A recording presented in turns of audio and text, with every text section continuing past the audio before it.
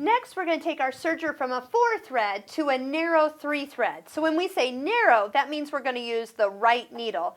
When we say wide, we're going to use the left needle and take out the right one. So today, I'm going to just clip the yellow thread, pull it out. Now when I am not using a thread, completely take it off the serger. If you leave this thread hanging and dangling from its little thread stand up here, it will find its friend and go back in and come back to haunt you later. So I always leave just the threads I'm using on the serger. Open up your front door. That's where that small little screwdriver is going to be hidden. We're loosening the screw at the top. If you haven't done needle changes, we have the video of how to change your needle. Loosen the left needle screw, catch that needle on the way out. When you're done, tighten that screw. Now it's going to go a lot further back in than what we loosened it for. Give it a nice tighten, because if you leave this loose, this vibration of the serger sometimes makes those screws actually find themselves all the way out and lost, and that's not good. So find yourself a little place, hide your needle, and we are ready to do a 3-thread edge. A 3-thread edge is great when you just need to go around all your edges and take care of the unraveling edges. So I'm going to do a quick serge. We'll see how my cutting blade is set up here. And have a little bit extra. I'm going to go ahead, see the little gap in between, which we will, because now we just have a single layer filling that in. It doesn't usually fill in a lot, so I'm going to go ahead and move my knife a little bit further to the outside. Let's just go ahead and do the other side.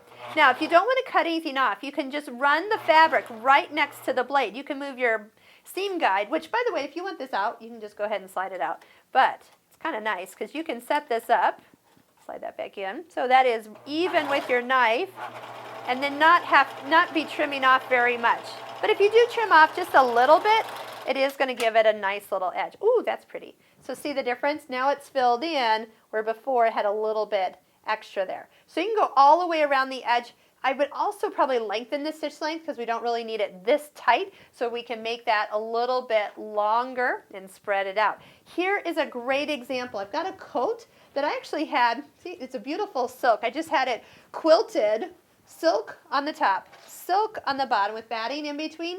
And then what I did was I cut my jacket out of the silk quilt that was quilted. But because this is a fitted jacket, what I did was, of all the pieces that I cut out, so all the little sides, the fronts, the little parts underneath my arm, I went ahead and just went around them all with a 3-thread edge. And then that way, as I handled them, I didn't have to worry about all those silk strings. So if you're doing any garment construction, velvets is another thing. Satins are another thing. You usually don't want to trim off the seam allowances because those are probably going to be on things that are more of a fitted item or maybe just fun. But it is nice to be able to serge around them with the 3-thread and then come back to your sewing machine and sew the seam. That way, if you need to alter it in or out, you still have the full seam allowance that was allowed with your pattern, and that is really going to be the best choice. So yes, you're taking 2 times, but look at how pretty and professional the insides are.